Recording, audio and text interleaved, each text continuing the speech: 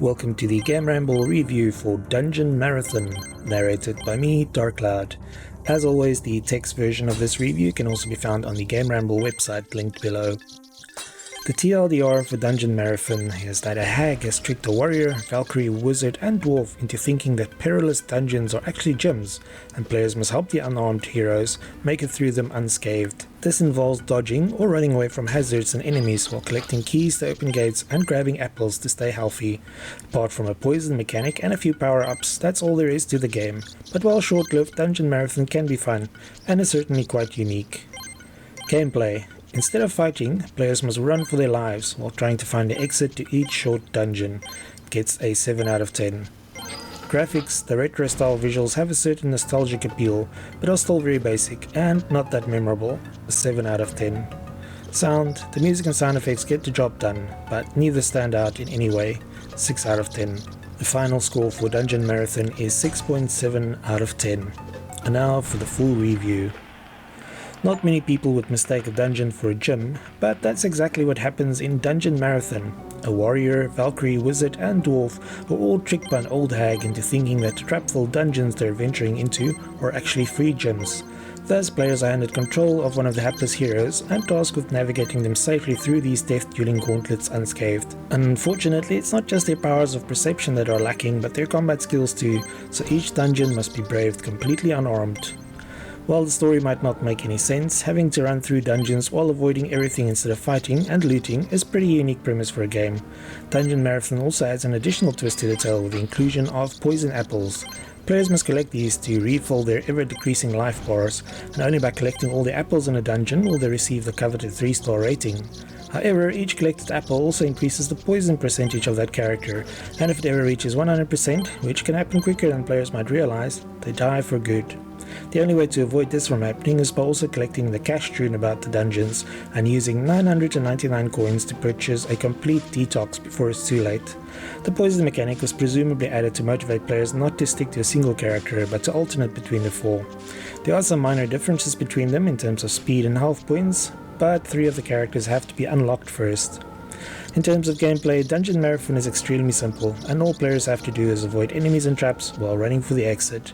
To prevent this from being too easy, the dungeons are filled with enemies that can pop up from clearly marked spots, as well as environmental hazards such as floor traps and projectile shooting traps.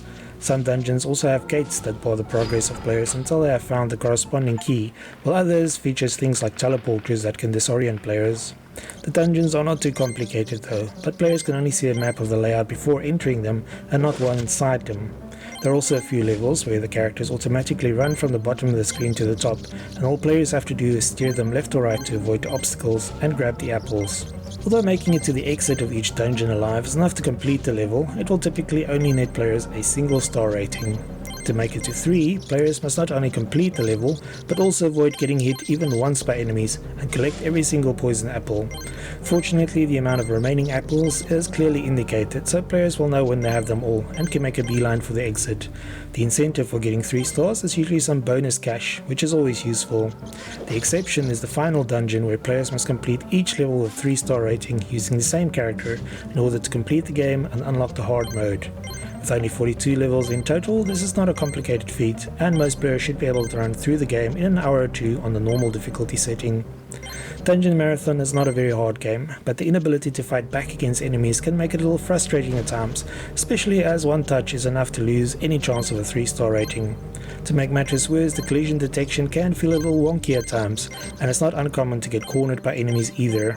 It's very possible to run straight into enemies before even seeing them if you're not careful, which can be a nuisance. The action in Dungeon Marathon is viewed from an isometric overhead perspective, and the game favors retro-style sprites that are very reminiscent of the DOS era. While some players will find it very nostalgic, this art style won't appeal to everyone. The dungeons are split into specific themes such as mines, caves and temples, but overall none of them stand out as particularly remarkable. All of them can be accessed from a hub area, where players can also purchase the detox potion or use their cash on power-ups that can be used during the levels. The power-ups range from potions that can freeze enemies for a short time to shields that can deflect a single hit from an enemy, but each can only be used once before players have to rebuy them. In addition, characters can only equip a maximum of 3 different ones at a time. Apart from pressing a button to activate some of the power-ups, Dungeon Marathon also has a dedicated sprint button. This provides the character with a speed boost, complete with an animation of them being trailed by multiple silhouettes of themselves. And unfortunately, sprinting consumes health, which is a resource that's already depletes at a constant rate while moving about. When a health bar is depleted, characters will be unable to sprint and vulnerable to getting killed in a single hit. The only way to restore health is via the poison apples, so it's recommended to save the sprinting for emergencies. The audio in Dungeon Marathon is passable, but none of the tunes are exactly memorable, and the game does not feature any type of voice acting. The sound effects, especially the noises made by collecting the apples, do lend the game a very arcade-like feel, but might be grating to some players. We found the controls to be responsive enough using either a keyboard or controller, and apart from the collision detection feeling somewhat questionable at times, had no trouble completing the game. Although short, Dungeon Marathon features individual achievements for each level, which is a good incentive for getting a 3-star rating on all of them. The game can be played on easy, but must be completed on normal to get an achievement, which then unlocks the hard mode. There is another achievement for beating the game on hard, but it would have been nice if this mode was accessible from the start, instead of having to restart from scratch after completing the normal mode. The increase in difficulty from normal to hard also feels quite minor, especially after getting a 3-star rating on all the levels. Overall, Dungeon Marathon is certainly a very novel idea and offers a unique take on what would otherwise have been a very ordinary action RPG. It's a solo experience though, so there's no competing against friends or working together to clear the dungeons. Because the gameplay loop is so simple, it can also become boring after a while, but the levels are short enough that it can be played in quick bursts. It's not the best title made by Retro Army Limited, but still worth checking out, especially on sale. Thanks for joining me for this Dungeon Marathon PC review. Remember to like, subscribe and share. Until next time.